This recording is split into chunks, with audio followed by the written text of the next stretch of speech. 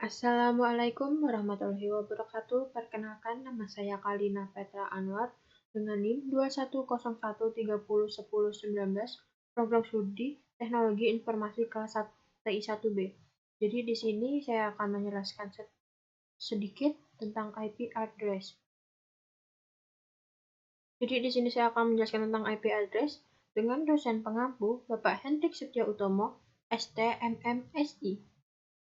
Jadi IP address itu adalah identitas angka yang digunakan semua perangkat komputer agar saling berhubungan dalam jaringan internet. Biasanya IP address ini tidak boleh sama, pasti mereka berbeda. Jadi IP address ini terdiri dari sekumpulan angka-angka, dikelompokkan menjadi 4. Setiap angka terdiri dari 1 sampai 3 angka. Contohnya 192.168.38.1.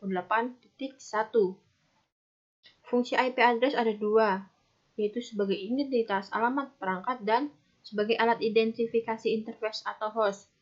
Jadi kalau sebagai alamat perangkat ini, fungsinya itu sangat berguna bagi perangkat komputer dalam hal mengakses internet. Jika pengguna ingin mengetahui alamatnya, kita bisa cek di What My IP di word browser. Kemudian sebagai interface atau host. Jadi perangkat yang digunakan dalam sebuah jaringan tersebut sebagai host. Pengguna IP address harus berbeda pada setiap host perangkat. Nah, karena hal ini yang membuat IP address setiap perangkat yang terhubung pada jaringan komputer akan memiliki sifat yang unik dan berbeda satu sama lainnya. Terus, IP address ini mempunyai versi berdasarkan daya tampung, yaitu IPv4 dan IPv6. Tapi yang sering digunakan itu adalah IPv4. Nih. Jadi ada memiliki panjang angkanya 32 bit dan terdiri dari 4 kumpulan angka yang dipisahkan oleh titik. Contohnya nih. 172.168.254.1, terus 192.168.1.3. Kemudian IPv6. Jadi IPv6 sangat jarang digunakan. Hampir malah belum digunakan secara luas.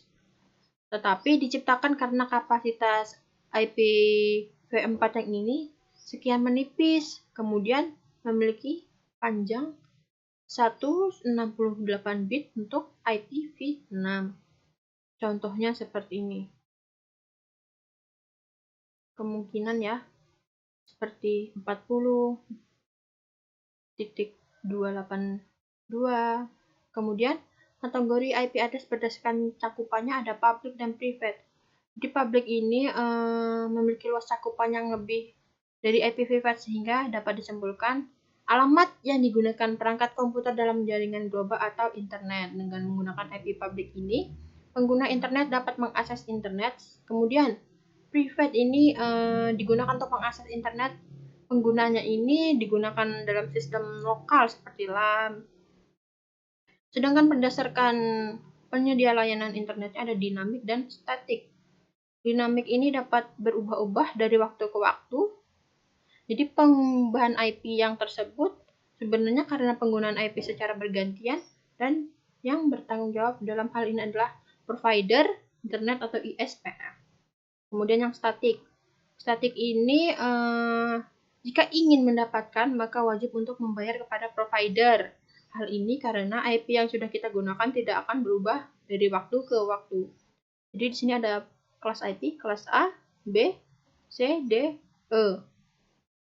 Di mana kelas A ini jumlah maksimalnya 128, kalau B 16.384, kelas C 2.097.152 dan D tidak terdefinisikan dan E tidak terdefinisikan. Cara kerjanya, ketika mengirim email kita mengakses jaringan yang terhubung di internet yang memberi Anda ke akses internet. Kemudian menggunakan protokol internet dan alamat IP dapat digunakan sebagai alat pengiriman virtual untuk menguasai koneksi. Nah, dari sinilah semua akan datang bersamaan. Seperti dalam alamat kelas B, 2 oktav pertama adalah bagian jaringan sedangkan sisanya untuk subnet dan host dan lain-lain. Ini adalah secara singkat menjelaskan tentang IP address. Mohon maaf jika ada kesalahan dari pengucapan saya atau materi saya. Wabillahi taufiq wal hidayah. Wassalamualaikum warahmatullahi wabarakatuh.